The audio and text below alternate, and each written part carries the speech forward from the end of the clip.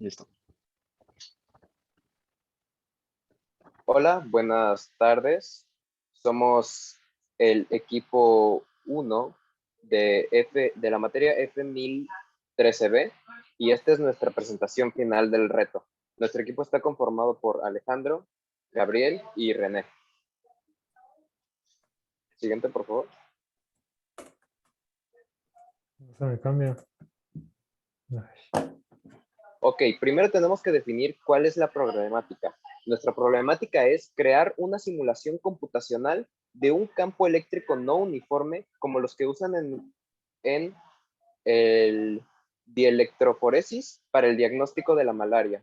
Ok, primero estaría bien definir qué es la malaria y es una enfermedad que se transmite por la picadura de un mosquito. Esta causa aproximadamente 600,000 muertes al año y es culpable del 80% de las muertes causadas por mosquitos, y también afecta a los glóbulos rojos mediante un parásito unicelular. Siguiente, por favor. Ok, ¿cómo identificar la malaria? La malaria es identificada por un proceso llamado dielectroforesis. Y la dielectroforesis es un método para diagnosticar la malaria y se requiere una muestra de sangre del paciente. Se verifica la salud de los glóbulos rojos dentro de un campo eléctrico no uniforme.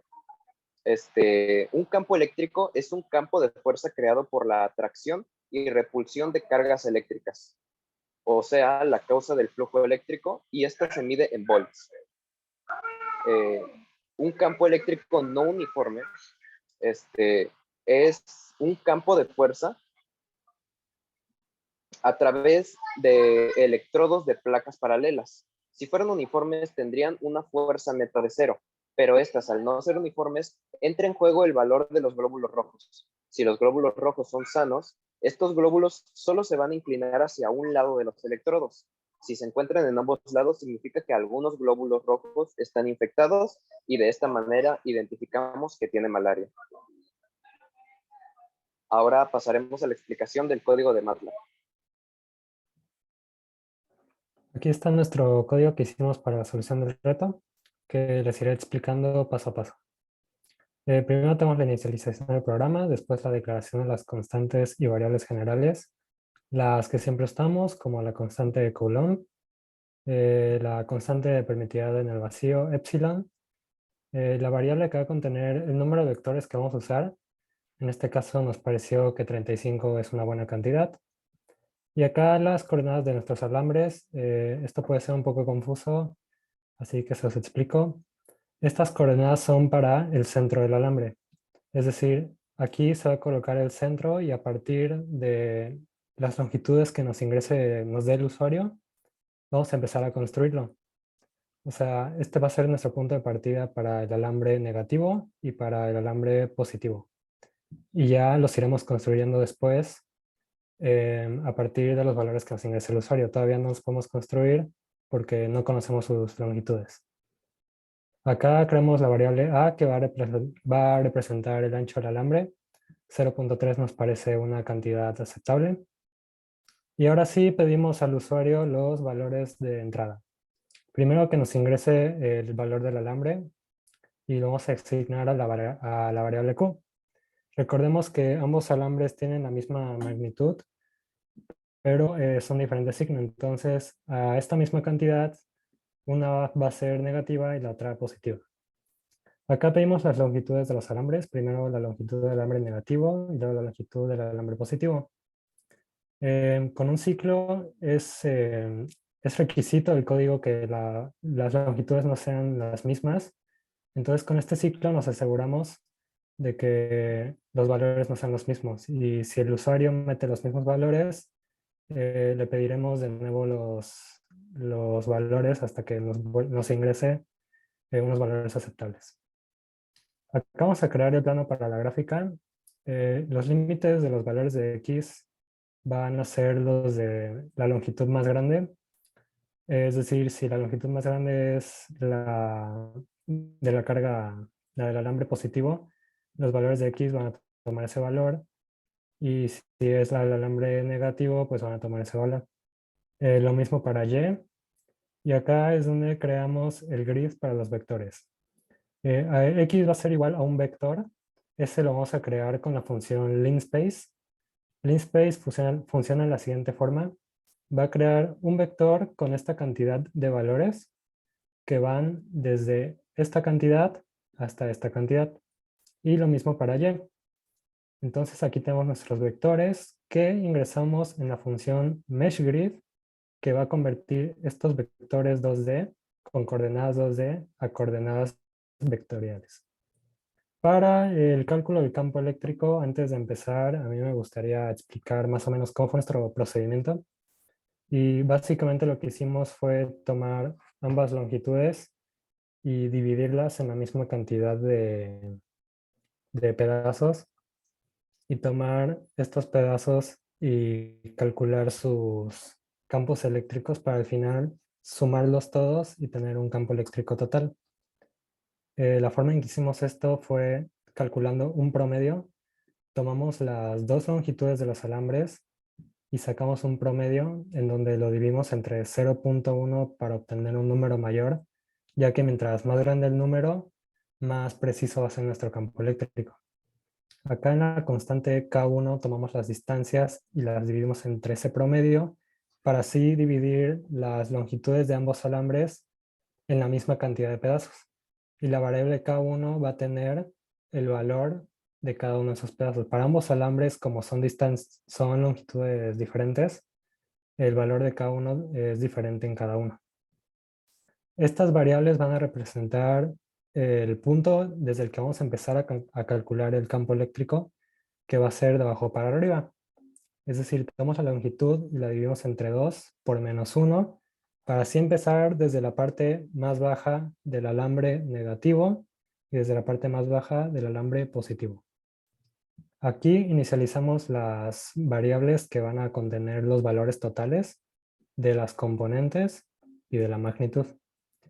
Ya finalmente usamos un ciclo for para calcular todos los campos eléctricos e irlos sumando en los totales. La fórmula que usamos es la que siempre hemos usado, la de constante de Coulomb por la carga entre la distancia al cuadrado, solo que como acá es un campo vectorial, esa fórmula la multiplicamos por el vector unitario, lo que va a hacer que esa fórmula sea la misma, pero la distancia en vez de estar al cuadrado va a estar al cubo. Entonces aplicamos esa fórmula acá. Aquí primero obteniendo las componentes de la distancia, menos N1 para poder empezar desde la parte más baja del alambre negativo. Aquí estamos calculando el alambre negativo, empezamos con ese. Calculamos la magnitud, recordemos, no es al cuadrado, es al cubo. La magnitud de la distancia, y ya una vez que tenemos eso, podemos aplicar la fórmula. Aquí calculamos la componente en X y la componente en Y.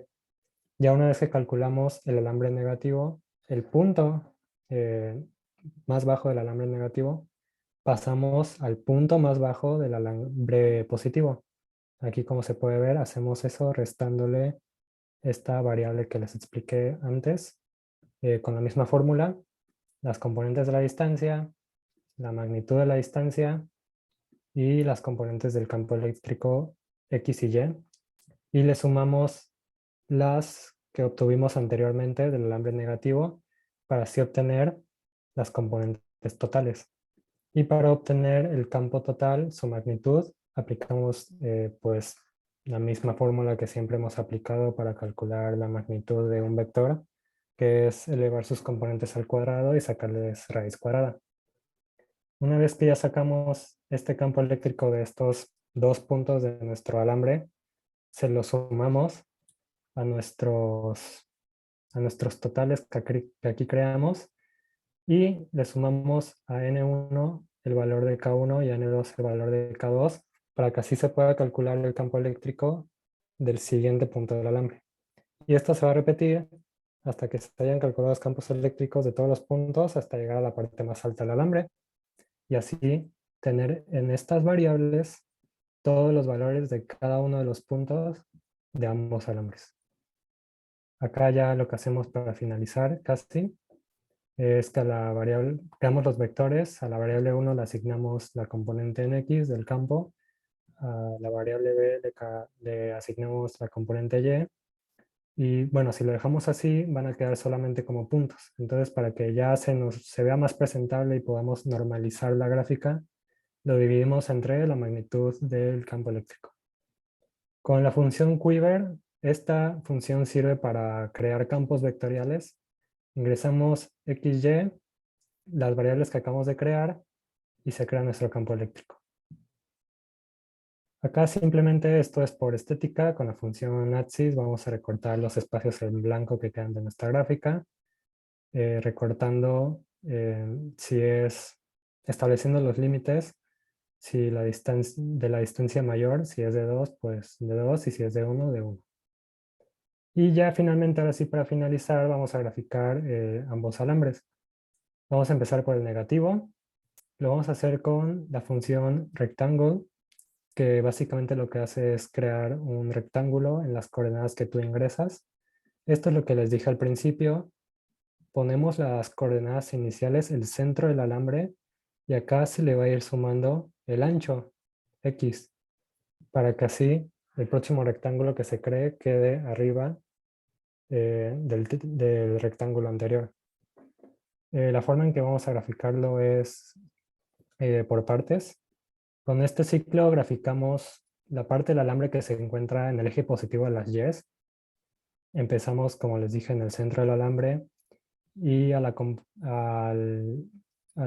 variable Y le sumamos el ancho para que vaya así escalando, y va a frenar hasta que haya cumplido con la mitad.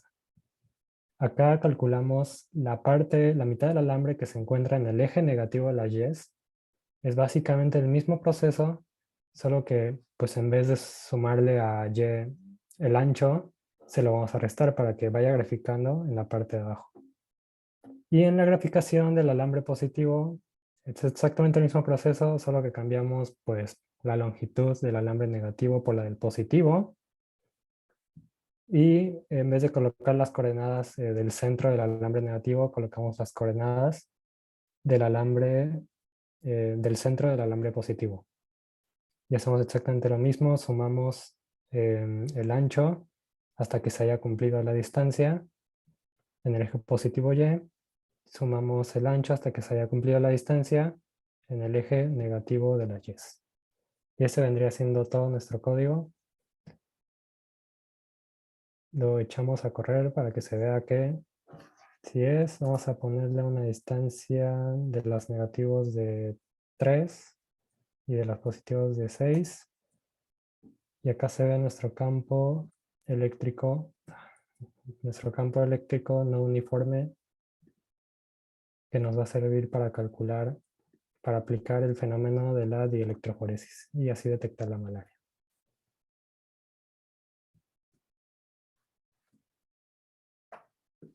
Y bueno, en conclusión, sí obtuvimos los resultados esperados, ya que sin importar qué longitudes el usuario ponga, en nuestra simulación vamos a obtener un campo eléctrico no uniforme que es adecuado para poder llevar a cabo la electroforesis. Y bueno, esto porque el código está hecho de una manera en que nada se va a graficar ni simular si las longitudes del alambre son iguales. Y a pesar de esto, el campo eléctrico no uniforme más conveniente y el que es más recomendado es el campo en el que la longitud del alambre negativo es corta a comparación de la longitud del alambre positivo, porque así uno se asegura que la diferencia de intensidad sea alta entre los alambres, y pues esto va a garantizar el movimiento de prácticamente cualquier partícula hacia cualquiera de los dos alambres. Y así vamos a estar seguros de que la separación de glóbulos sanos de enfermos sea correcta y eficiente. Finalmente, el objetivo sí se cumplió. La graficada de nuestra simulación es un campo eléctrico no uniforme que puede ser usado para separar los HRBC de los IRBC, usando las propiedades eléctricas de cada uno. Y con esto ya podemos diagnosticar la malaria a tiempo para evitar que en México la enfermedad esta pase de ser solo común en Chiapas a que sea común en toda la nación. En nuestro reporte tenemos una conclusión un poco más detallada que por el tiempo no podemos decir toda. Y eso sería todo. Muchas gracias.